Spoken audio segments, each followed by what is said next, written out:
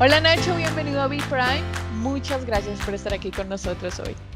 Un verdadero placer, Ana. Muchísimas gracias y encantado de estar con vosotros en B-Prime. Yo tenía tantas ganas de hablar contigo porque he estado, claro, viendo tus videos, vi tus TED Talks, por ahí te vi bueno, en varias conversaciones y conversatorios y luego estuve leyendo tu biografía y lo que has hecho. Entonces, hable así rapidito a todos nuestros escuchas de qué haces tú, Nacho. ¿Qué fue lo que hiciste que fue tan asombroso y la razón por la que estoy tan feliz de tenerte acá? Bueno, Nacho Dean es naturalista, explorador profesional y divulgador. Soy la primera persona en la historia en haber dado la vuelta al mundo caminando y haber unido nadando los 5 continentes. La vuelta al mundo caminando que te tomó, ¿cuánto te tomó? 3 años, del 2013 al 2016. Y nadando los 5 continentes, que se llamó Expedición Nemo, si no estoy mal, Eso es. en el 2019. Efectivamente, entre 2018 y 2019 me llevó 2 años unir los 5 continentes nadando para lanzar un mensaje de conservación de los océanos.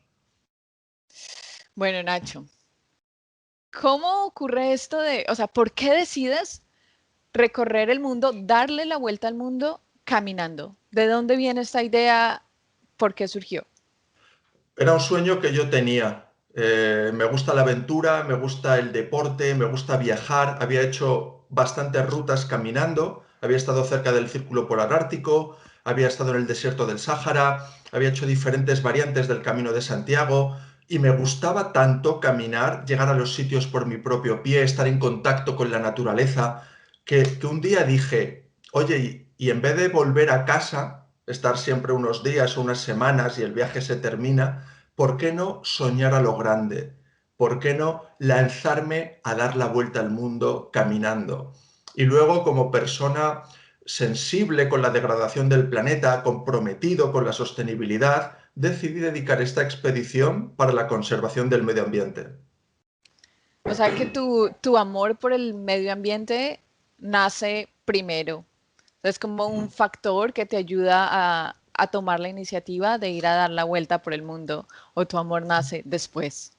No, no, mi amor ya había nacido por la naturaleza desde muy temprana edad, desde que soy muy pequeño, casi de un modo muy inconsciente, muy racional, he sentido una devoción por la naturaleza, por el medio ambiente, por estar al aire libre, por los animales. Entonces, esta expedición aunó mi pasión por la exploración y mi propósito, que es la conservación del medio ambiente, y que son los dos motores que me empujan en la vida. Ok. ¿Cuántos años tenías, Nacho, cuando decidiste empezar la aventura caminando? 33.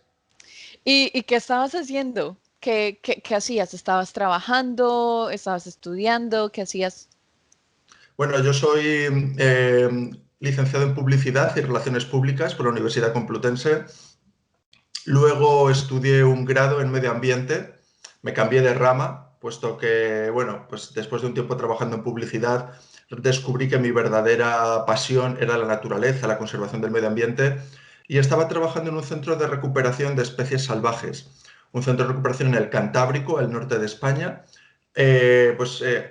ayudando a especies salvajes de animales pues, enfermas a curarse.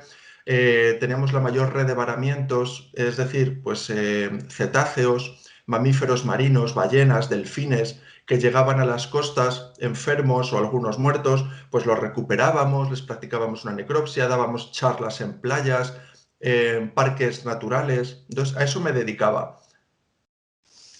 ¿Y en qué consiste la planeación? O sea, bueno, primero que todo, ¿por qué decidiste hacerlo caminando? O sea, ¿por qué ese reto en específico? ¿Por qué no, por ejemplo, sabes, escalar el Everest o bueno, no sé, cualquier otro reto? ¿Por qué caminando alrededor del mundo?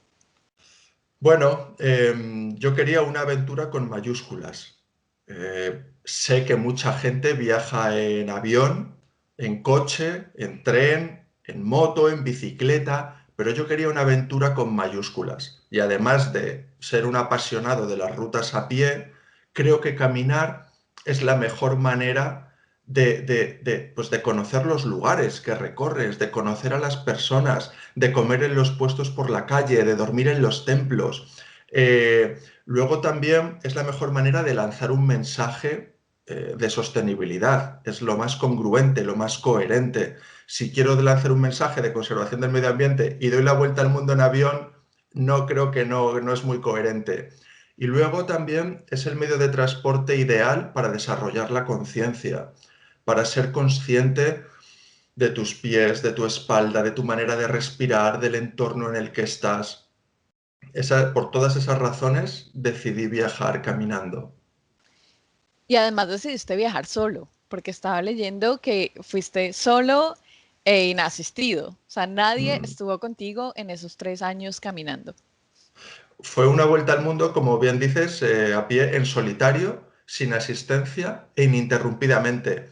Pero la idea de hacerlo en solitario tampoco no era muy estricto con ello. De hecho, ha habido muchos países que los he recorrido acompañado por gente que ha caminado conmigo. Pero ocurre que una expedición tan grande, proyectada tantos años, es un proyecto vital, es un viaje vital.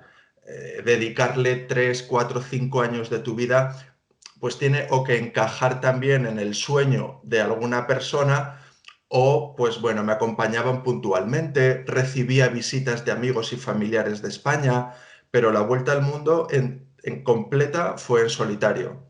Claro, difícil encontrar a alguien que decida dedicarse 3 años a darle la vuelta al mundo caminando. Bueno, empecemos a hablar ya de tu experiencia como tal, porque me intriga muchísimo. Ujú, ¿En dónde empezaste?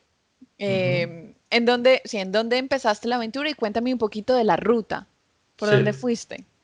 Bueno, comencé el 21 de marzo de 2013 en el kilómetro cero en la Puerta del Sol, en el corazón de Madrid, en el corazón de España, en el centro, caminando hacia el este.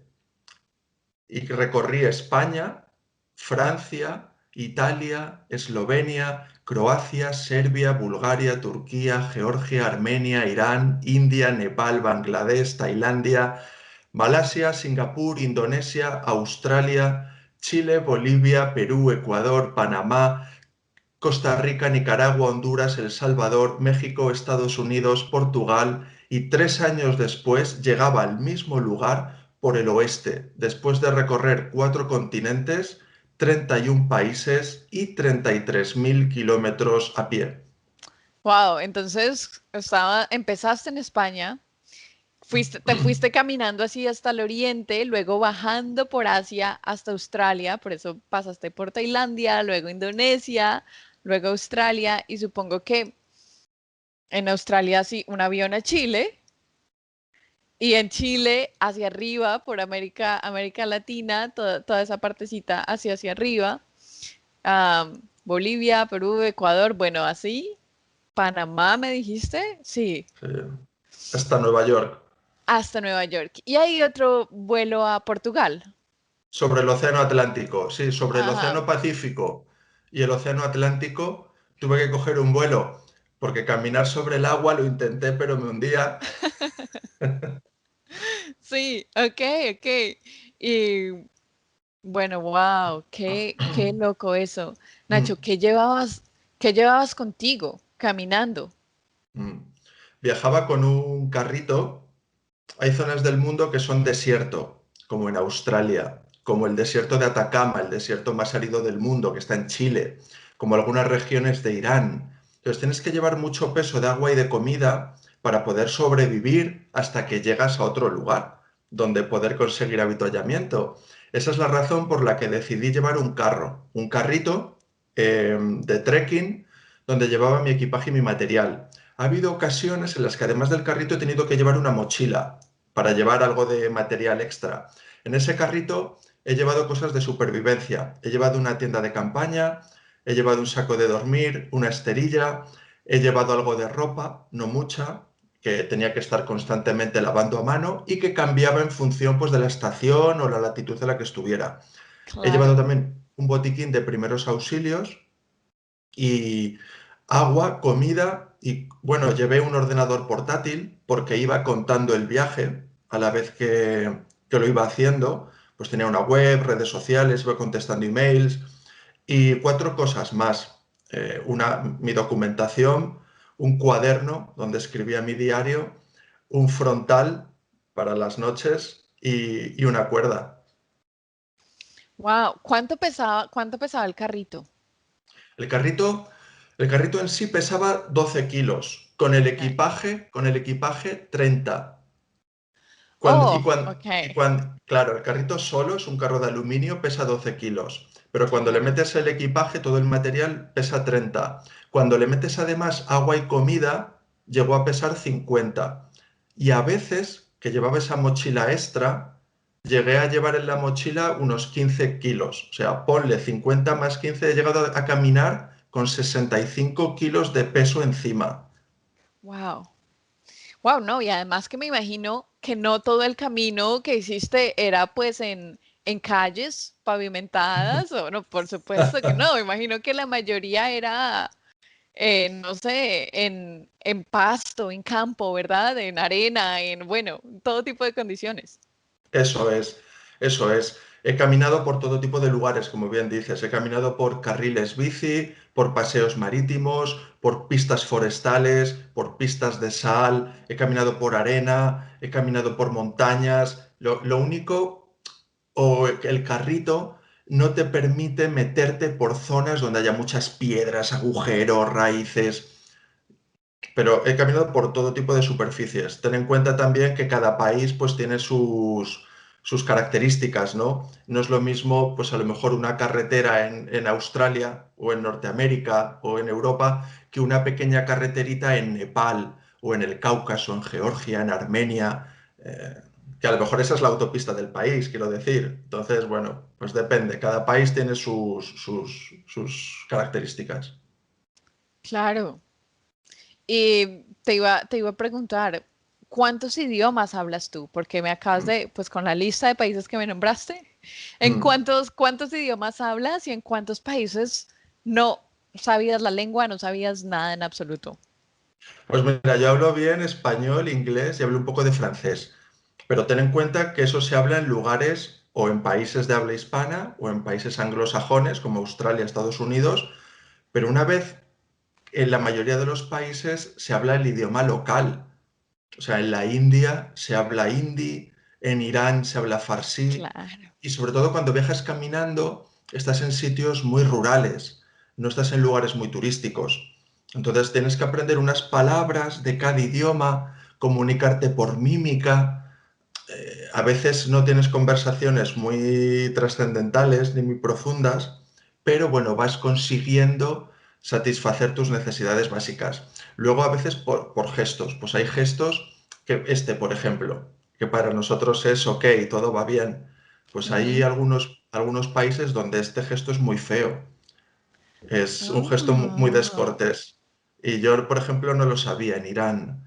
Entonces, acababa de conocer un grupo de personas, hice así como hago muchas veces, como que todo va bien. Sí, Entonces sí, en Irán no sabías el idioma y este gesto, pues la manito arriba, el dedito arriba, no. eso es. Es gestos, pensamos que son gestos universales, que en todo el mundo significan lo mismo, y no es así. Por ejemplo, este gesto que te digo en Irán es un gesto feo, es un gesto muy descortés. Entonces, pues acababa de conocer a un grupo de personas, nos hicimos una foto con el carrito, como en tantas ocasiones, en tantos países, y hago pues este gesto de que todo va bien, ¿no? Como, hey, todo. Entonces, uno de los que estaba allí me invitó a bajar el dedo y me explicó que era un gesto pues feo, que era un gesto descortés. Luego, pues bueno, como estábamos en un ambiente de confianza, nos hicimos todos una foto con el dedo para arriba. Pero Ok, bueno, ok. sí, sí, eso es. Am, ¿ya, ya habías viajado a los países en a los que fuiste caminando o muchos de los países era completamente nuevo? Completamente nuevo. O sea, yo lo más lejos que había estado en mi vida era en Turquía. Ok, La frontera, la puerta de Europa a Asia. Cuando llego a Estambul, es el lugar en el que he estado más lejos en toda mi vida. O sea, a partir de ok. ese día, cada paso que doy es lo más lejos que voy a haber estado nunca, nunca. Y no solo es que no haya estado nunca, es que los voy a recorrer caminando. y solo. Sí. No es que vaya a ir en avión, a hoteles, sitios turísticos, no, no, es que no he estado nunca y los estoy cruzando caminando. Entonces, es muy emocionante. Nacho, ¿y te quedabas a dormir? Si podías, ¿te quedabas a dormir como en lugares o siempre estabas como acampando o qué, o cómo dormías, cómo descansabas? Sí, bueno, es buena pregunta. A ver, la mayor parte de las noches las pasé en tienda de campaña. Ten en cuenta que cada día caminaba una media de unos 45 kilómetros al día. Es más de una maratón. Y claro, cuando se hace de noche, cada día tiene su noche. O sea, si hay algo seguro es que se va a hacer de noche, tarde o Ujú. temprano. Entonces, se hace de noche y tienes que dormir pues donde estás porque no podía coger ningún coche, ni subirme ni hacer autostop, ni coger tren, ni nada, solo ha sido andando. Entonces, claro, se hace de noche y tienes que poner tu tienda de campaña donde estés. Entonces, de 3 años son 1095 días. De esas 1095 noches, más de 800 las he pasado en una tienda de campaña. Wow, wow. Y Y, y las noches son emocionantísimas. O sea, siempre pensamos el día, ¿no? ¿Qué es lo que vemos? ¿Por qué? Porque luego por la noche, pues se supone que dormimos en casa o en un hotel, en una cama y no ocurre nada. Pero cuando estás al aire libre tan expuesto, por las noches ocurren muchas cosas y además no ves. Entonces tu imaginación se dispara, oyes ruidos, no sabes si es un animal, si es una persona, en fin. Ha habido noches que las pasas un poco en duermevela, las pasas así sin dormir del todo. por supuesto. ¿Y tú qué te gustaba tanto, que te gusta tanto la naturaleza y Mm. tuviste encuentros con animales que no estabas esperando, no sé, tormentas, o sea, realmente pudiste Mm. como esa parte de la exploración, llegar a disfrutar encuentros con animales salvajes, ver otro tipo de, bueno, ecosistemas, por supuesto, me dijiste que pasaste Mm. desiertos de todo. Cuéntame un Mm. poquito, ¿cómo fue Por ese su- pedazo? por supuesto, estás durante 3 años a la intemperie, al aire libre, en contacto con la naturaleza. Por ejemplo, en Nepal, en las junglas de Nepal, estuve frente a un rinoceronte salvaje, a apenas 20 metros de distancia. Es un momento pues muy emocionante, la verdad, porque estás en su ecosistema, estás en su entorno. De hecho, cuando escuché gritos de gente local, de nepalíes, avisando de que había un rinoceronte y salieron todos corriendo. El único que se quedó allí parado fui yo en la jungla. Bueno, tenía un poco de miedo, pero también tenía mucha curiosidad. Nunca había visto un rinoceronte salvaje y lo quería ver. Entonces, pues a los pocos segundos apareció de entre la niebla, es una zona con mucha vegetación, mucha niebla, el río Rapti, cerca de la población de Sauraja, un río con cocodrilos, allá hay elefantes que hacen estampidas y arrasan aldeas. Es un poco como el libro de la selva de Mowgli, de Rudyard Kipling. Es un libro, bueno, pues entonces apareció el rinoceronte y estuvimos frente a frente, pues no sabes cuánto tiempo, porque en estos momentos el tiempo desaparece, Se detiene, sí. la percepción del tiempo. Obviamente no me hice una selfie con el rinoceronte, pero bueno, fue un momento desde luego épico, maravilloso. He tenido dingos aullando alrededor de mi tienda de campaña en Australia Uh, por las noches. Claro, no. en el Outback, en Northern Ajá. Territory, el territorio del norte, son zonas pues completamente despobladas. Y cuando vas caminando estás siempre en sitios pues muy remotos. O abrir la tienda, la puerta de mi tienda de campaña en Ecuador, en las selvas de Ecuador, y ver toda la jungla iluminada con miles de luciérnagas verdes, o dormir Wow. en el desierto de Atacama, los cielos estrellados, ves millones de estrellas. O sea, el contacto con la naturaleza ha sido una constante en mi viaje. Y eso es una maravilla, porque vas desconectando un poco de los ritmos de la ciudad y va aflorando ese instinto, esa parte más animal que todos tenemos de supervivencia, propia de estar en la naturaleza y de tener pues, que protegerte, ¿no? Nacho, ¿y cazabas en algún momento? O sea, si estabas muy lejos en la mitad de la nada, cazabas o siempre estabas seguro que llevabas algún tipo de comida contigo? Sí, no he llegado a tener que cazar a pesar de que he estado varios días sin comida. He llegado a estar varios días sin comer porque, bueno, pues, por ejemplo, pues tenía que caminar, imagínate, 300 kilómetros o incluso más, hasta 400, sin que hubiera nada. Nada me refiero ni una gasolinera, ni un supermercado, ni una casa, solo pues pura naturaleza. Entonces tienes que llevar todo el agua y la comida que necesitas, racionándola para poder llegar al siguiente punto. Y ha Ujú. habido, pues en ocasiones, me pasó en Australia en una ocasión, llevaba un mapa donde tenía marcado un lugar en el que había un avituallamiento y cuando llegué a ese sitio no existía y me había acabado ya todo el agua y toda la comida.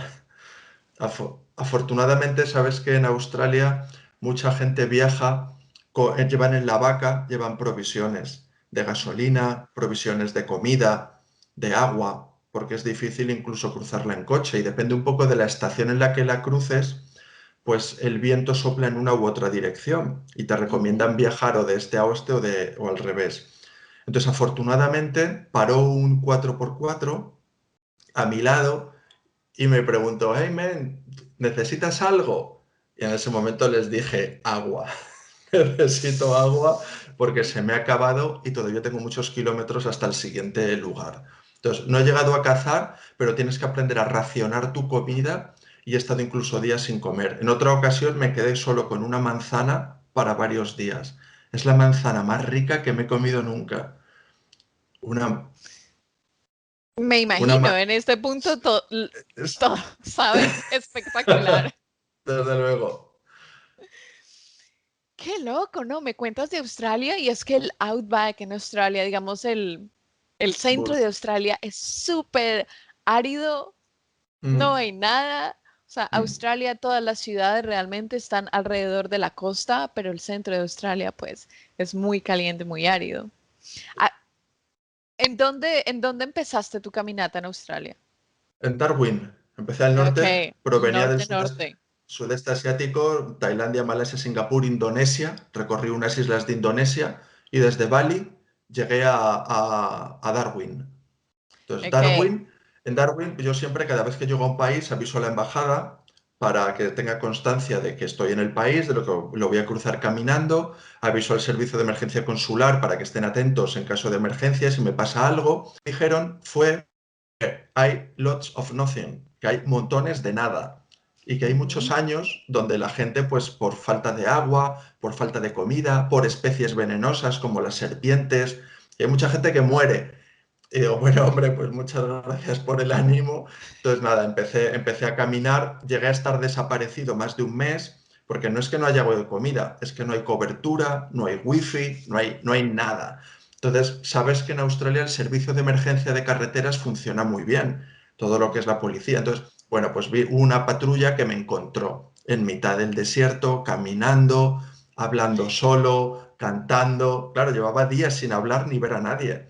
Entonces, bueno, pues me preguntaron, dieron la noticia a la embajada y a mi familia y mi equipo en España. Entonces, acto seguido, sabes que hay una diferencia horaria de 8 horas.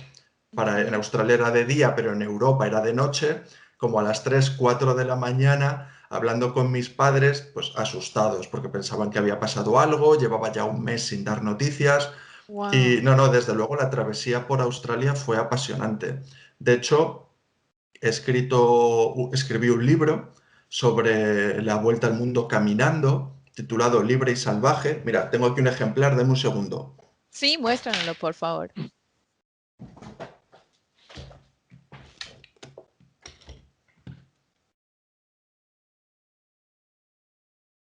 Mira, ¿ves la portada?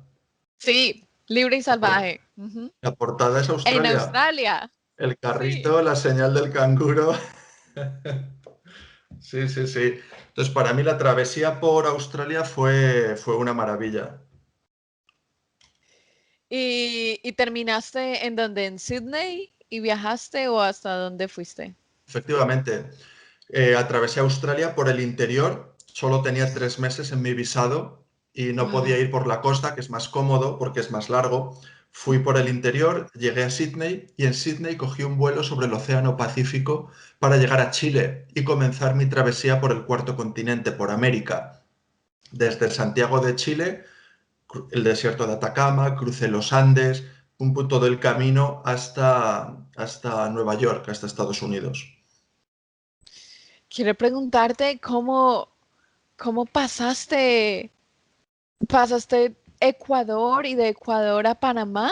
O sea, ¿no pasaste por Sí, Colombia? pues no, no pasé por Colombia. Lo siento mucho, yo sé que tú eres de Colombia. Tengo buenos amigos en Colombia.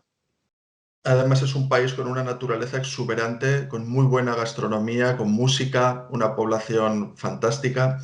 Pero en el momento en el que yo terminaba Ecuador, que era 2014, hace ya 6 7 años, Ujú. como bien sabrás, pues las FARC estaban en negocio de paz con el gobierno, la guerrilla. Y había algunos frentes de la guerrilla que funcionaban de un modo independiente. Es decir, que necesitaban encontrar maneras de financiación. ¿Y qué hacían? Pues a veces secuestraban turistas y viajar a pie es el medio de transporte más lento que hay. Como decíamos Mm, antes, ha sido en solitario, no he llevado compañía ni coches de asistencia, no he llevado tampoco un seguro médico internacional, con lo cual, pues tienes que tener, es muy diferente viajar caminando a hacerlo en cualquier otro medio de transporte. Y tienes claro. que extremar mucho las precauciones. Entonces fue una decisión difícil para mí no cruzar Colombia, porque para mí no cruzar un país pues era pues no hacer una parte de mi itinerario, pero fue una decisión que tomé. Luego he cruzado países mucho más complicados, como El Salvador o Honduras o algunas regiones de México, donde están las maras, donde he sufrido varios intentos de asalto de tipos armados con machetes. Entonces luego te das cuenta que a lo mejor hubiera sido mucho más fácil cruzar Colombia que cruzar El Salvador, por ejemplo. Entonces, bueno, fue una decisión que tomé en su día, sopesada, y bueno, hay que dejarse algo para después. Lo que me dicen es que si hubiera conocido Colombia, el problema es que no me hubiera querido ir. Te hubieras quedado, claro. Hasta ahí hubiera llegado la Sí, sí, expedición. ahí se hubiera acabado. Bueno, eso era lo otro que te iba a preguntar, porque me imagino que en el viaje no solo hubo challenges o como obstáculos en el Sí. sentido del camino, de la naturaleza, los desiertos, sino también, digamos, políticos de seguridad, de, bueno, no sé, conflictos, porque claro, como lo acabas de mencionar, países como Colombia, luego obviamente en Centroamérica. eh, ¿Cuál fue alguno de esos países donde te sentiste como inseguro o tuviste alguna complicación política de alguna manera? Bueno, por ejemplo, la frontera entre Armenia e Irán. ¿Conoces Siria? Siria es un país que lleva en guerra muchos años.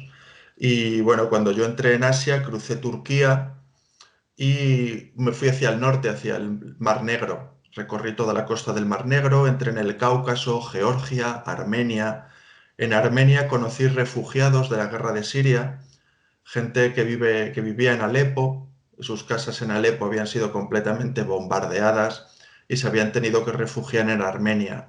Entonces, en Ereván, la capital de Armenia, conocí refugiados de Siria, refugiados del Líbano, gente que teniendo muy poco me brindó todo lo que tenía, me abrió las puertas de su casa y me sentó a la mesa como uno más de la familia. Continué mi viaje y en la frontera entre Armenia e Irán es una zona militar, es una zona donde está prohibido hacer fotografías, grabar vídeos, pero yo cada vez que cruzo una frontera me hago una selfie junto a un cartel para demostrar que he entrado a ese país caminando. Entonces me sorprendieron unos soldados del ejército iraní y yo sabía que algunas expediciones habían terminado ahí, acusados de espionaje, que los habían mandado a la cárcel, que les habían quitado la tecnología que llevaban, el ordenador portátil, la cámara de fotos y vídeo, y en ese momento, pues yo sentí que mi viaje acababa y que iba a acabar en prisión. Entonces lo que hice fue reaccionar un poco de un modo natural. Hice como que no sabía nada y les ofrecí mi cámara para ver si eran tan amables de echarme una foto con mi carrito, con la señal, como si fuera un turista, vamos. Ujú. Y bueno, no coló, me quitaron la cámara y empezaron a buscar el botón de galería para ver todas las fotos y todos los vídeos que había hecho. Si lo llegan a descubrir, se me cae el pelo. Pero obviamente yo sabía lo que estaban buscando, entonces pues les daba recortes de prensa, de noticias en las que se hablaba de mi viaje, les enseñaba Ujú. el pasaporte con sellos de muchos países, intentaba un poco distraer su atención. Fue la primera vez que me alegré de no hablar el mismo idioma.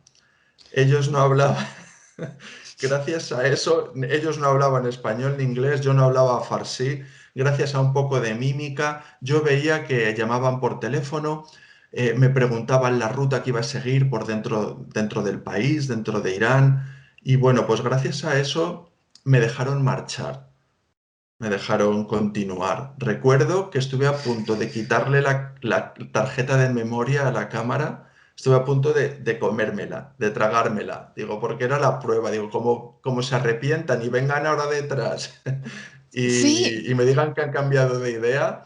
Entonces, bueno, fue un perdías todo lo que momento, habías documentado. todo lo que había documentado y sobre todo mi integridad física y la continuidad de mi viaje. O sea, acabar en prisión en un país. Por eso tienes que, cuando viajas a otros países, tienes que respetar las leyes, tienes que respetar la cultura, las tradiciones y dónde estás. Muchas veces viajamos a otros países pensando que somos mejores o que somos superiores, no nos informamos nada de cómo es la cultura en ese país.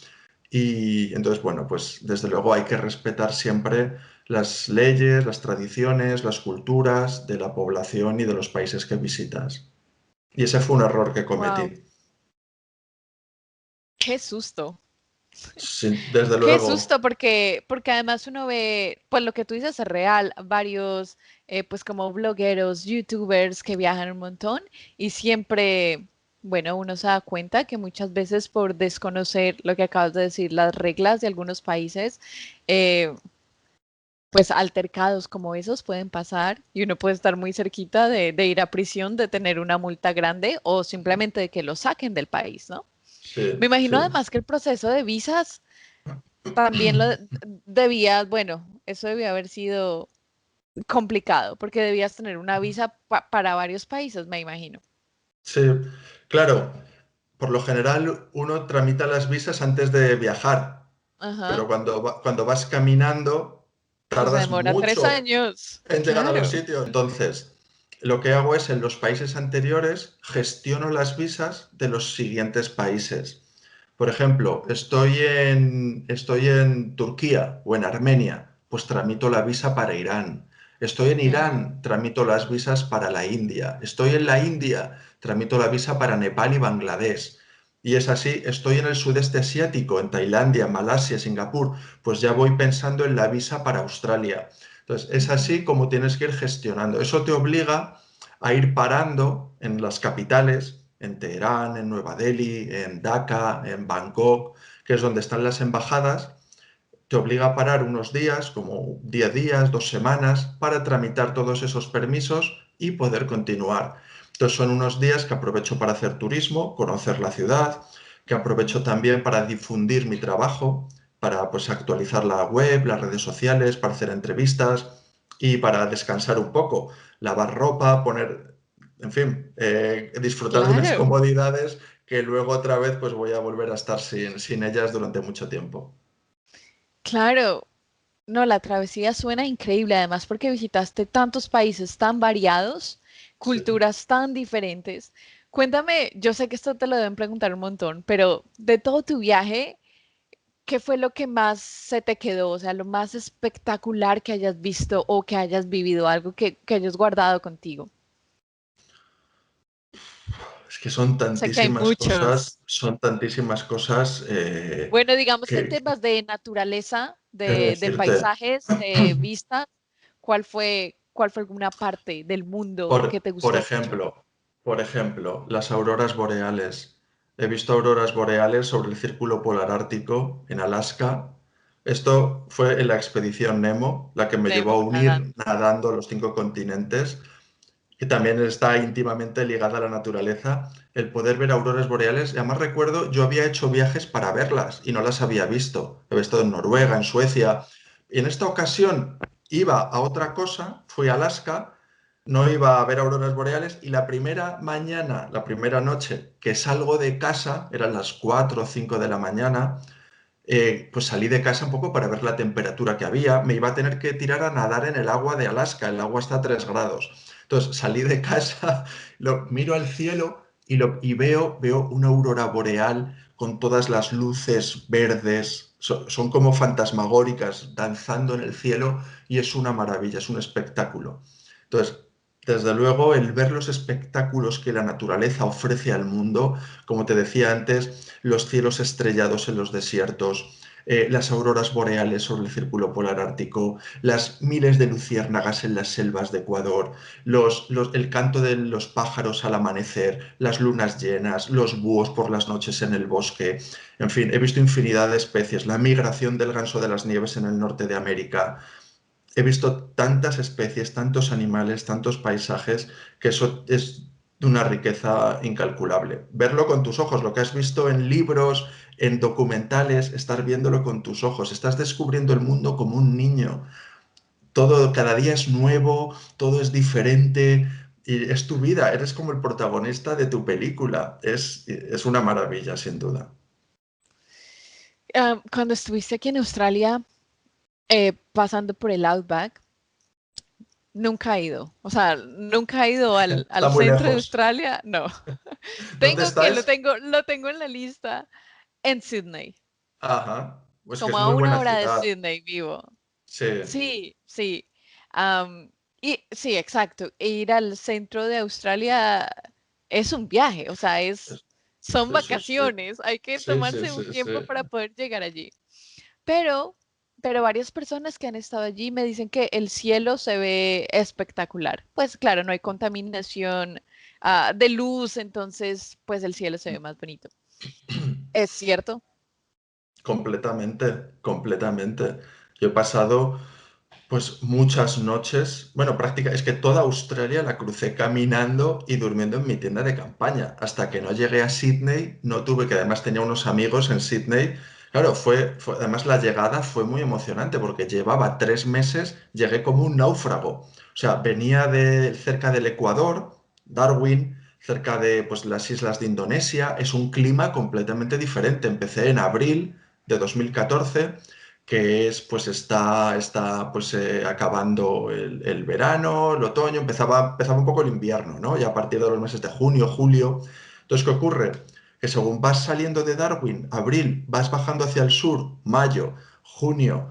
Yo empecé con ropa de verano, con una ropa pues, relativamente cómoda, fresca, del Ecuador, de climas tropicales, y empecé cada vez a hacer más frío, a meterme en el invierno y luego mi ropa cada vez estaba más vieja, más rota, más desgastada. No tenía dónde comprarla, a veces tenía que repararla, pero llegué a Sydney como si fuera un auténtico náufrago, con la barba, o sea, te puedes imaginar. Entonces, y claro, de repente llego a una ciudad donde tengo amigos, donde hay muy buena calidad de vida, donde hay un espíritu como muy cosmopolita, muy internacional, una mente muy abierta, de artistas, de cultura. Y fue llegar de la naturaleza más salvaje a un lugar civilizado. Entonces, bueno, pues durante toda esa travesía vi millones de estrellas. O sea, no hay contaminación, como muy bien dices, no hay contaminación lumínica, no hay contaminación por CO2, no ves ni una luz, vamos, salvo la tuya de tu frontal. Y hay muchísimas estrellas, sin duda. Qué bonito, maravilloso. ¿Y Mm. tuviste la posibilidad de compartir con culturas mientras estuviste viajando? Porque me dices que te quedaste en algunos países, a veces te tenías que quedar 2 semanas o más, bueno, esperando. ¿En qué país te quedaste más tiempo? El país en el que estuve más tiempo fue México. Ok. En ¿Por qué? Porque México, era no. ¿Por qué te quedaste más tiempo? bueno, pues por varias razones. Es un país grande, es un país Ujú. de grandes dimensiones que tardas mucho en recorrer. Luego, el segundo motivo es que tenía un permiso, un visado de 6 meses, con lo cual no tenía que correr mucho para salir para que no me multaran. Y luego la razón también, otra razón es que es un país que tenía muchísimas ganas de conocer, México. Había algunos países que tenía especial interés, que me apetecía mucho conocer, como Nepal. Pues uno de ellos era México. Entonces, en México, también pues paré. Y luego, que llevaba ya mucho viaje hecho. Ya había cruzado toda Europa, había cruzado toda Asia, había cruzado Australia, Oceanía y prácticamente toda América. Entonces tenía muchas cosas que contar. Entonces me invitaban a las universidades a dar conferencias, hice muchísimas entrevistas. Luego, pues es un país donde hay pues cosas muy interesantes, hice muchísimo turismo y por esa razón, de hecho, en DF, Ciudad de México, en la capital, estuve 2 meses. Y luego, Okay. otra razón es que no quería que se acabara el viaje. Entonces, a partir de ahí empecé a caminar más despacio. Ajá, Y, ok, ok. y hay regiones también un poco peligrosas dentro de México. Algunos estados, como Veracruz, como Tamaulipas, como Michoacán, que son muy peligrosos para caminar, para viajar caminando. Entonces tuve que diseñar un itinerario por los sitios menos peligrosos, a la vez con los permisos, en fin. Por todas esas razones, el país en el que más tiempo estuve fue México. Que sí, lo que acabas de mencionar ahorita un poquito, de que hay algunos países que son como peligrosos. Bueno, en general, estar, ¿sabes? Acampando en lugares desconocidos en el medio de la noche, pues puede ser peligroso en varios países, ¿no? En muchas, muchas partes. ¿En en algún momento te sentiste amenazado de que algo te pudiera pasar? Sí, sí, sí. He vivido momentos muy complicados, he vivido momentos al límite de la muerte. Presencié un atentado terrorista en Bangladesh. Wow, Entonces, son momentos en los que tienes la sensación de que estás en el lugar y el momento equivocados. Por mucho que entrenes, por mucho que planifiques, hay cosas que van a ocurrir que se van a escapar a tu control. Y esta era una de ellas. Entonces, bueno, pues estaba en Dhaka, en la capital. Era una época de elecciones, una época muy convulsa. también lo pondremos ahí. Sí, Estábamos en Bangladesh. sí. Estamos en Entonces, Bangladesh. Sí, bueno, me preguntabas por momentos complicados, momentos dramáticos. A lo largo de la vuelta al mundo caminando viví varios. De hecho, es imposible dar una vuelta al mundo caminando y que no te pase nada. Entonces, uno claro. de ellos fue en Bangladesh, donde está, en Dhaka, en la capital. Bueno, pues como te comentaba, tienes la sensación de que estás en el lugar y el momento equivocados. En ese momento te acuerdas, es como que te pasa la vida por delante de los ojos, te acuerdas de los tuyos y tienes una reacción muy instintiva. Es una reacción pues muy natural, muy de supervivencia. Explotaron cinco artefactos explosivos en cadena, cada uno más cerca. Bangladesh es un país que está muy poblado, en el que hay muchísimos millones. Fíjate que siendo un país muy pequeñito, creo que tiene, me parece que 300 millones de habitantes. O sea, es imposible estar solo en ese país o parar detrás de un arbusto a hacer tus necesidades. Siempre hay gente viéndote. Entonces, pues empezaron a explotar estos artefactos, salió todo el mundo corriendo, sales de allí esperando que no haya una nueva detonación que sea la definitiva, ¿no? Afortunadamente, bueno, pues conseguí salir de allí ileso. Tiene una historia un poco complicada. Bangladesh pertenecía a Pakistán hasta los años 70, pero se separó de Pakistán. Entonces, bueno, pues hay algunas fuerzas políticas que reivindican de nuevo la anexión de Bangladesh a Pakistán. Eso también es muy interesante cuando vas viajando, el conocer la historia de cada país, la historia, la Claro. cultura, ir a los museos, los templos, un poco la situación política, económica, los ecosistemas, las enfermedades, qué gastronomía, qué cosas te sientan bien, cuáles mal. Todo eso lo tienes que estudiar. Detrás de una expedición así hay mucho trabajo de investigación para poder conseguir cruzar los países con éxito. Claro, claro, toda la Mm. preparación y todo el aprendizaje detrás, me imagino. ¿Cuánto tiempo te demoraste preparando para el viaje? Bueno, preparándome para el viaje yo tengo la sensación de que llevaba toda la vida Creo que era un viaje que estaba esperándome, un viaje vital que estaba esperándome desde siempre. Lo que más me costó fue tomar la decisión. Fue Mm. hacer ese ejercicio de honestidad, de decir, este soy yo, esto es lo que quiero y lo dejo todo, absolutamente, para luchar por este sueño. Tuve que dejar mi casa, tuve que dejar el trabajo, la familia, los amigos, mis bienes materiales e incluso los miedos. Tienes que dejar los miedos porque muchas veces pues tienes miedo, ¿qué será de mí? ¿Volveré? A veces pues valoramos más la estabilidad, valoramos más la seguridad, el confort, que otro tipo de cosas como es emprender, como es arriesgarse, como es empezar una nueva vida, como, ¿no? Como es vivir con pasión. Entonces lo que más me costó fue tomar esa decisión. Decisión estuve 9 meses, 9 meses de 9 meses, que es lo que se tarda en alumbrar una vida, trazando un itinerario y un calendario provisionales, poniéndome todas las vacunas habidas y por haber, contactando con embajadas, tema de visados, el material, la web, las redes sociales, la comunicación, entrenamiento, o sea, fueron 9 meses en cuerpo y alma, día y noche, como prácticamente como si fuera una obsesión, ya todo lo que estudiaba, todo lo que leía, todas mis conversaciones, hasta mis sueños, iban orientados hacia ese proyecto. De tal manera que el 21 de marzo de 2013, con el comienzo de la primavera en el hemisferio norte, daba mis primeros pasos en el kilómetro cero, en la Puerta del Sol, en Madrid. ¿Qué era lo que más te daba miedo? ¿Qué lugar estabas como con miedo? ¿Qué parte del viaje te daba más terror? Joder, pues la verdad es que yo tenía miedo todo el rato, porque al principio te da miedo tomar la decisión.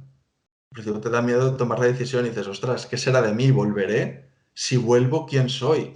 Una vez ya que empiezas a caminar, pues claro, pues los países de la antigua Yugoslavia, la Europa del Este, Croacia, Serbia, Bulgaria, pues no los conocía y no sabías pues, cómo era allí la gente, si era un país seguro, sobre todo pues cuando viajas caminando y tienes que poner tu tienda de campaña en mitad de ninguna parte. Una vez que los cruzas, pues te das cuenta que son países muy seguros, que hay muy buena gente, pero ya estás preocupado por lo que viene por delante. Piensas ya en Georgia, en Armenia, Irán. Luego te preocupas por la fauna salvaje de Australia. Y dices, joder, a ver si me va a picar una serpiente. Yo llevaba antídoto para mordedura de serpientes venenosas en mi botiquín. O sea, luego llegas al desierto de Atacama y dices, joder, ahí no hay nada, me voy a morir de sed. Luego los países de Centroamérica, ahí sí tuve verdadero miedo. Ahí ese sueño romántico de dar la vuelta al mundo, de conocer las culturas, los países, ahí desaparece, porque ahí cada mañana sales a jugarte el tipo. Cada mañana, o sea, tienes incluso, no te apetece, porque sabes que a lo mejor pues te van a asaltar. De hecho, me intentaron asaltar varias veces con machetes y son momentos muy complicados también, en los que, pues bueno, entonces tienes que planificar muy bien tus jornadas, dónde empiezas y dónde vas a dormir e intentar estar a media tarde en un lugar donde pues que sea seguro.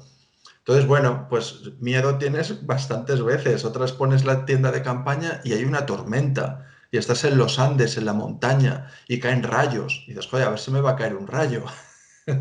O sea que el miedo es algo constante con lo que tienes que aprender a lidiar.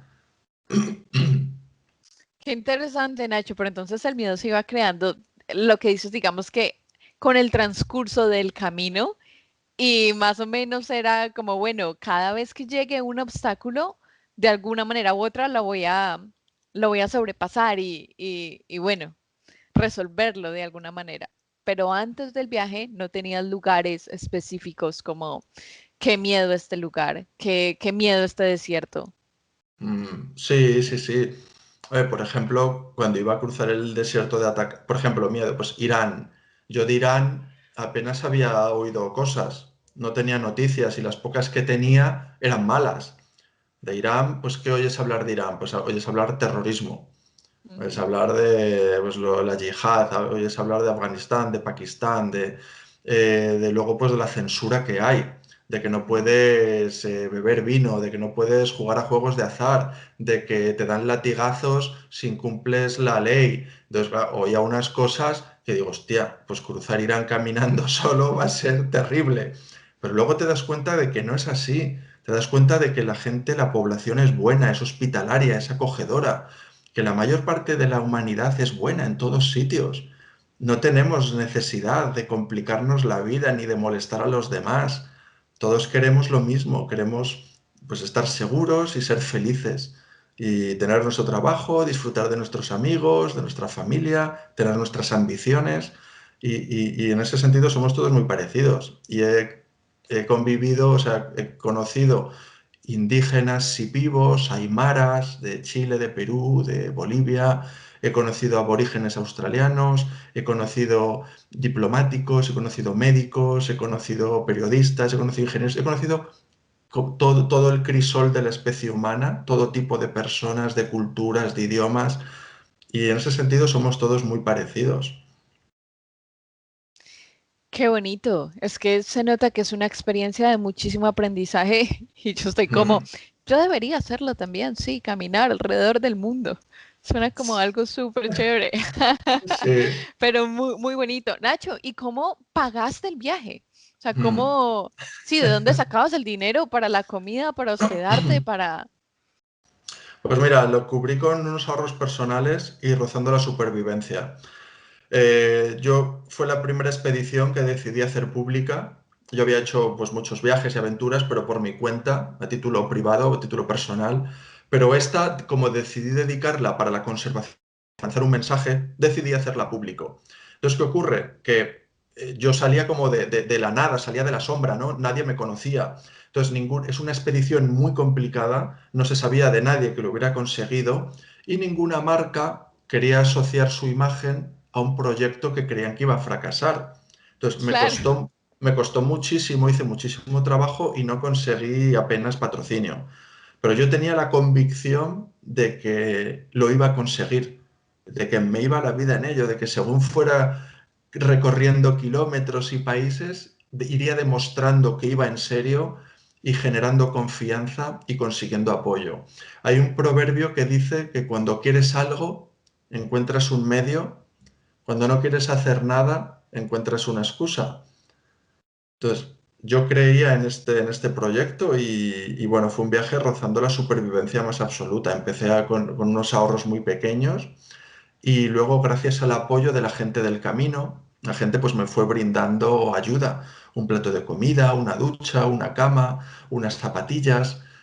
Conseguí el apoyo de algunas empresas sin ningún tipo de contrato deportivo ni de imagen, pues bueno, colaboraciones, recibí donaciones también, hice una campaña de crowdfunding, es decir, fui sumando un poquito de aquí y un poquito de allá y al final fue como fui financiando el viaje. Pero ten en cuenta que caminar es gratis, dormir en una tienda de campaña también y fui rozando la supervivencia más absoluta.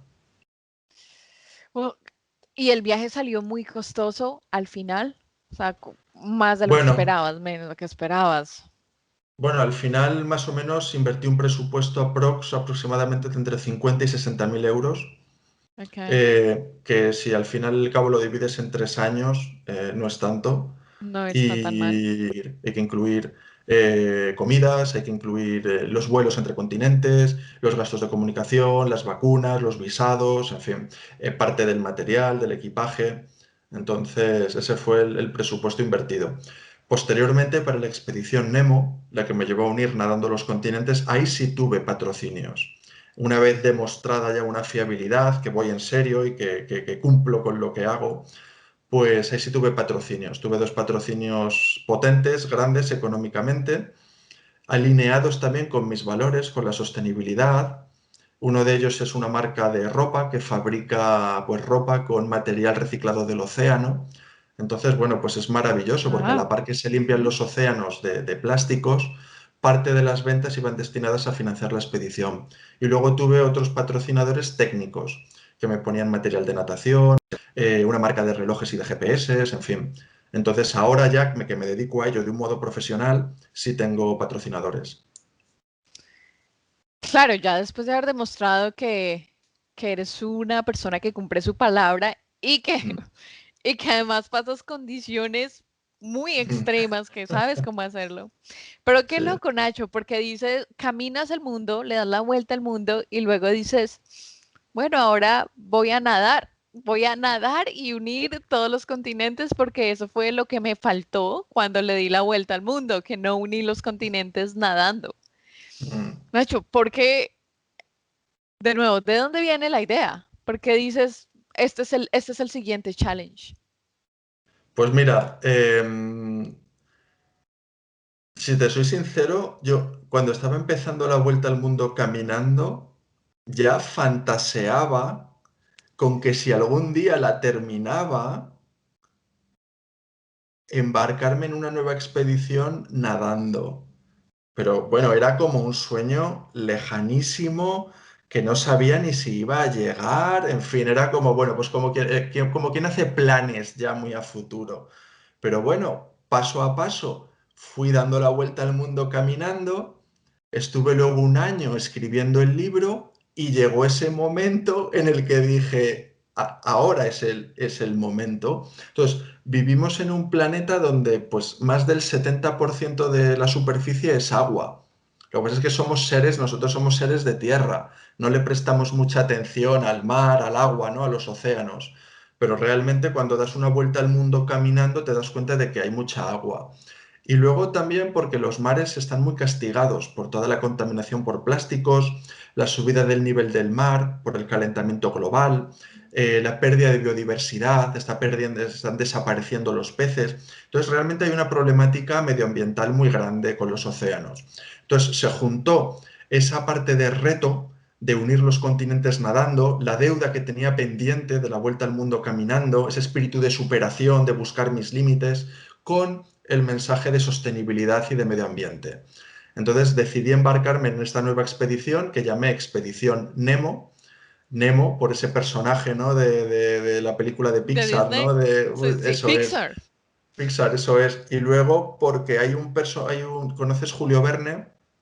Los Sí. libros de Julio Verne, 20.000 leguas de viaje submarino, el Capitán Nemo. Bueno, pues creo que queda claro el nombre que se refiere a los océanos. Entonces decidí embarcarme en esta expedición que consistió en unir nadando los 5 continentes para lanzar este mensaje de conservación de los océanos. Ahora, yo no era nadador, o sea, el agua no era mi medio. Venía de la montaña, venía de la supervivencia, de la escalada, de la acampada. El primer día que yo me tiré a la piscina a nadar, no hice ni 4 largos. O sea, O sea, no, eras nadador. no era nadador. Dije, ¿dónde me he metido? O sea, sí, sí, sí. Entonces, bueno, pues nada, poco a poco yo me puse el plan, me hice un plan de ir a nadar todos los días. Estuve nadando durante más de un año, nadé 2.500 kilómetros, que se dice rápido. eh, y bueno, pues fui poco a poco mejorando la técnica, mejorando el estilo. Cuando ya tenía una buena técnica, comencé a nadar en aguas abiertas, comencé a nadar en ríos, en lagos, en el mar, donde hay olas, donde hay corrientes, donde no ves el fondo de la piscina, donde hay animales. Entonces, pues bueno, allí fui poniendo en práctica todo lo aprendido y hasta que el 8 de junio de 2018, que es el Día Mundial de los Océanos, realicé mi primera travesía, mi primera unión entre Europa y África, cruzando el estrecho de Gibraltar. Fueron 15 kilómetros nadando, tardé 3 horas y 55 minutos bueno, pues fue una verdadera pasada, fue una manera de comenzar la expedición fantástica. ¿Y de África nadaste a Asia? Posteriormente, sí, esa fue la quinta travesía, esa fue la última. De Ah, África ok. nadé a Asia en el Mar Rojo, el Golfo de Aqaba, desde Egipto, que pertenece a África, hasta Jordania, que está en Ok. Asia. Fueron más de 10 kilómetros. La dificultad de esta travesía, ten en cuenta que cuando unes los continentes nadando, estás cruzando fronteras que son intercontinentales.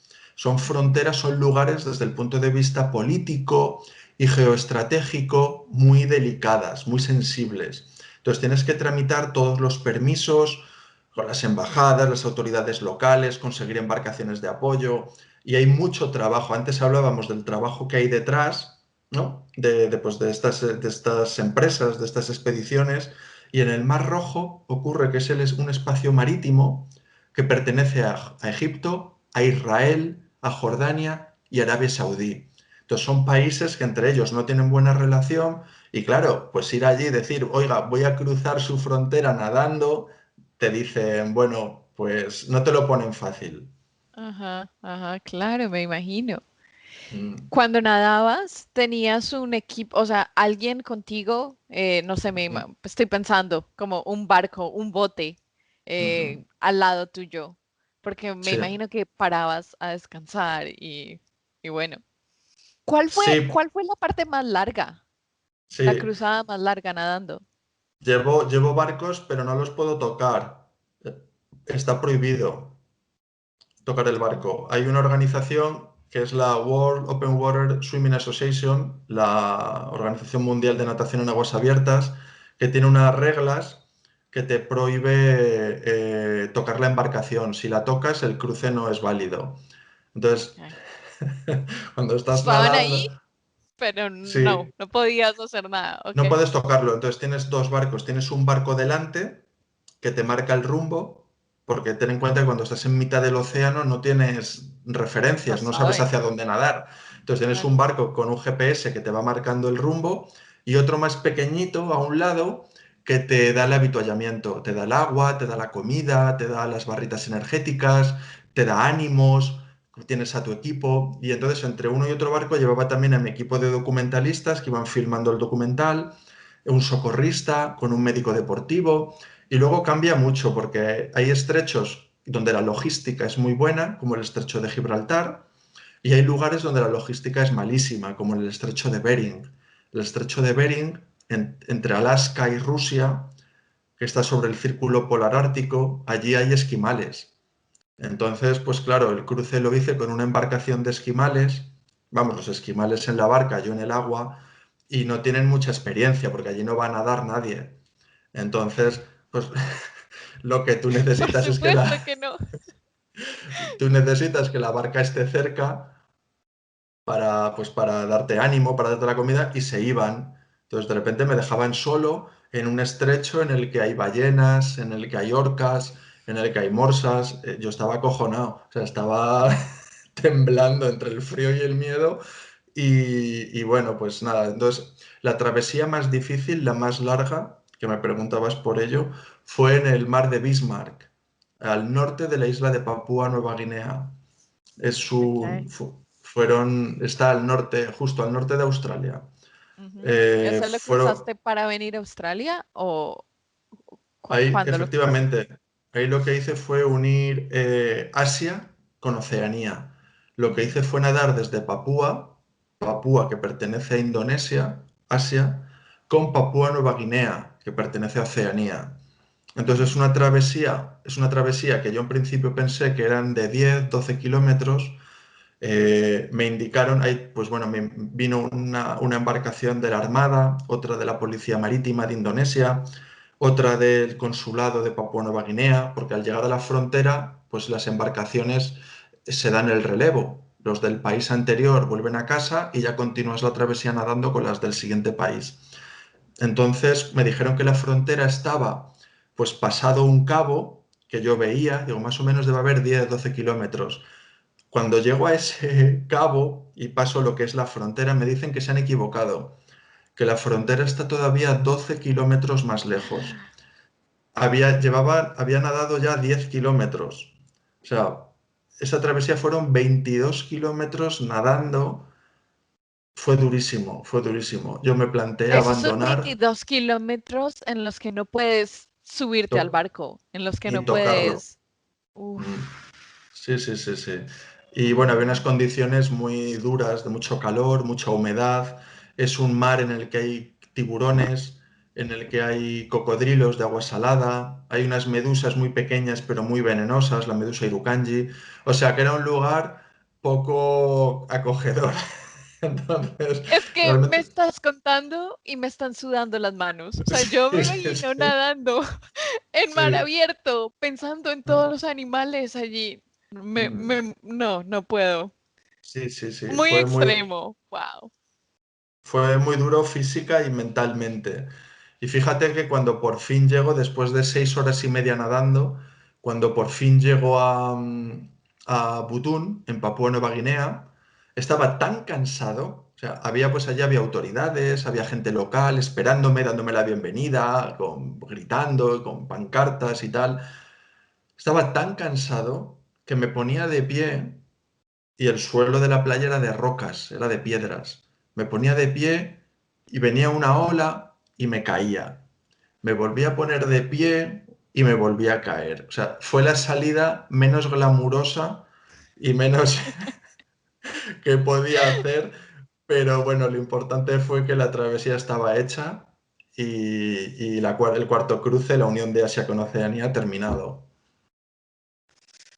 Wow, Ignacio, tu historia es, o sea, qué locura. De verdad que qué extremo todo lo que has hecho, pero además tanto aprendizaje, no solo sobre el mundo, ¿verdad? Sobre pues el planeta, pero además sobre ti mismo.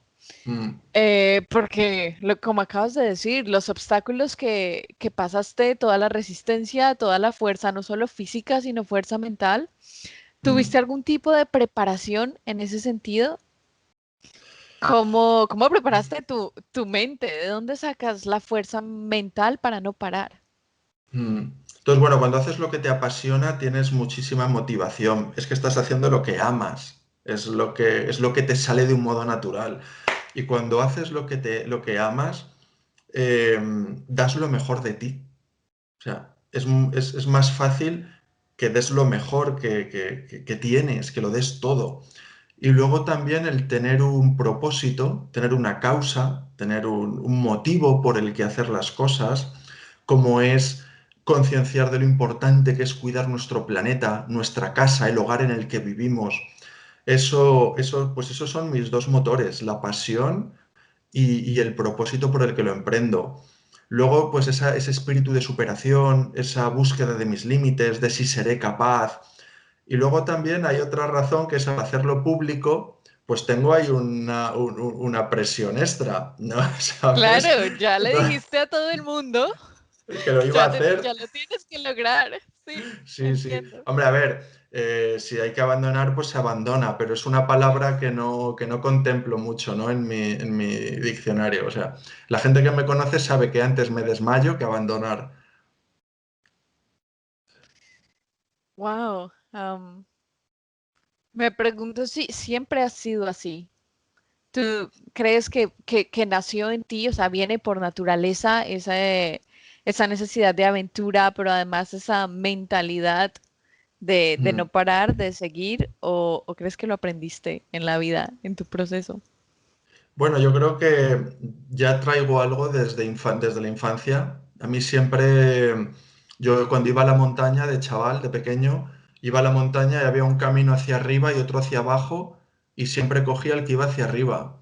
Siempre cogía el más difícil, como poniéndome a prueba, como preparándome para algo que yo sabía o intuía que algún día iba a llegar. Era como, yo me tomaba las cosas como una prueba, como un entrenamiento. Era también chaval, joven, estaba en mi habitación en invierno y estudiaba sin camiseta y con la ventana abierta. O sea, cosas de esas. Entonces, bueno, yo creo que desde pequeño viene ese espíritu de superación, esa pasión, ¿no? Por la aventura, por superar dificultades. Me gustan los retos, me gustan los desafíos. Y luego creo que a lo largo de la vida, pues es un proceso de aprendizaje. Es decir, pues no cruzas el desierto de Atacama con 10 años. Pero claro, a lo largo de la vida, pues ya te has ido poniendo a prueba, has ido haciendo viajes, has aprendido a vivir con poco, has ido superando adversidades. Entonces, son como que vas subiendo peldaños y un día, pues tienes el sueño de dar la vuelta al mundo caminando y pones en práctica todas esas habilidades que aprendidas a lo largo de la vida y te ves en situaciones donde tienes que desarrollar nuevas, porque no las has vivido nunca, porque la vida te pone en esa... Es como la vida misma. La vida, nadie ha vivido una vida antes para saber cómo va a ser la vida. Pues vamos viviendo situaciones nuevas. Yo creo que todos somos exploradores. vamos explorando nuestra vida, un futuro que es incierto, un mundo que es cambiante, que no sabemos muy bien cómo va a ser, ¿no? Entonces vamos explorando con nuestros valores, con nuestros sueños, con, en fin, con nuestra ambición, una ambición saludable, la ambición pues de ser la mejor versión de nosotros mismos, de dejar una semillita en el mundo, ¿no? De pues un impacto positivo, ayudar a mejorarlo. Bueno, pues con ese espíritu, pues vas viviendo la vida, vas realizando expediciones, vas pues dando pasos, paso a paso. Es que es un paso a paso o brazada a brazada, poco a poco, ¿no? One step at the time. So, cada día tiene cada día tiene su afán, como quien Ujú. dice. Entonces, pues así vamos. Nacho, eres un ser humano muy motivador, de verdad, mucha inspiración en tu historia de vida. Cuéntame en qué estás ahorita, qué estás haciendo, qué viene para ti. Bueno, ahora mismo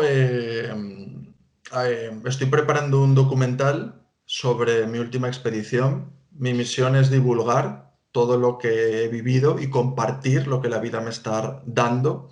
Así que publiqué mi segundo libro en 2020. Estoy trabajando en un documental sobre mi última expedición. Acabamos de lanzar el primer documental de la historia en TikTok, en una red social que es, sí, claro, para llegar a un público más joven también, ten en cuenta que mi mensaje es universal, entonces, bueno, pues tanto para generaciones mayores como para generaciones más jóvenes hay que hacer llegar este mensaje. Entonces, acabamos de lanzar el primer documental de la historia en TikTok. Es un documental de 1 hora y 40 minutos dividido en 200 capítulos de 30 segundos a modo de collage, como fragmentos de todos los países, todas las culturas, los ecosistemas que he recorrido. Y estoy preparando una nueva expedición. Estoy preparando una expedición para el 2022 que va a ser navegando, una expedición científica y divulgativa, navegando a vela. Es un medio de transporte sostenible y va a estar dedicada a la conservación de los océanos. Y Bueno, en eso muchas ando. cosas. Tienes las manos ocupadas. Vienen muchas cosas para ti. Qué bueno. Voy a mirar ese documental en TikTok. Me parece súper novedoso. Muy chévere. Mm, Nacho, si sí. las personas quieren seguirte en TikTok, en Instagram, saber más de ti, en lo que estás haciendo, ¿en dónde te pueden encontrar? Bueno, tengo una web que es www.nachodean.com. Y de esa web tengo cuentas en Instagram, en Twitter, en Facebook, en TikTok, en YouTube. Y esos son pues, los canales a través de los cuales comunico toda mi actividad. O sea, que no tengo escapatoria. O simplemente pones Nacho Dean en Google y tienes un montón de información. Y ahí es donde iré contando todas nuevas expediciones. Y así que estad atentos porque vienen cosas nuevas. Estoy preparando una exposición de fotografías también. Así que tengo así bastantes proyectos en mente. Super Nacho, nosotros vamos a dejar igual los links a todas tus redes sociales, a tu página web, en el video en YouTube o en la descripción del podcast. Si nos están escuchando en Spotify o en iTunes, ahí en la descripción del podcast lo pueden ver. Nacho, ¿has escuchado el podcast de Joe Rogan? Sí, por supuesto, lo conozco. Sí, sí. ¿Cuándo vas a estar allá? O sea, tu Eso historia, digo, ya te veo allá. eso digo yo. Pues no veo el momento, me encantaría, sin duda. Sí, sí, lo sigo. Lo conozco muy No, bien.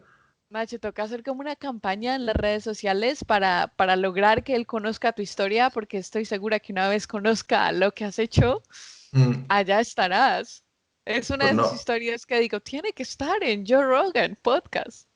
pues nada me gustaría más, nada me haría más feliz. Vamos a ver si lo conseguimos, si nos lo Sí, proponemos. ¿Sí? Venga, sí, pues sí, deberíamos vamos a por hacer ello. eso. Imagínate. Sí, sí, sí, sí. No sé, como con un hashtag que todos los seguidores taguen a Joe Rogan, bueno, de alguna manera lograr llamar la atención y que de esa manera sepa un poco más de tu historia, porque está, pues, para estar en ese podcast. Excelente. Desde luego, será un placer. Desde luego que si algún día estoy allí, os voy a mandar un saludo, pero bien grande. Bueno, de hecho, muchísimas Avi gracias por Prime. tu tiempo. Muchas gracias. Amé hablar contigo. espero algún día poder tenerte de nuevo en el podcast, que me sigas contando de tus aventuras, de todo lo que estás haciendo. Y nada, pues muchas gracias por tu trabajo, por ser inspiración y por motivar a las nuevas generaciones a cuidar al planeta y a ser más Mm, libres, a tener retos mm. grandes. Eso es. Bueno, pues muchísimas gracias, Ana. Ha sido un verdadero placer.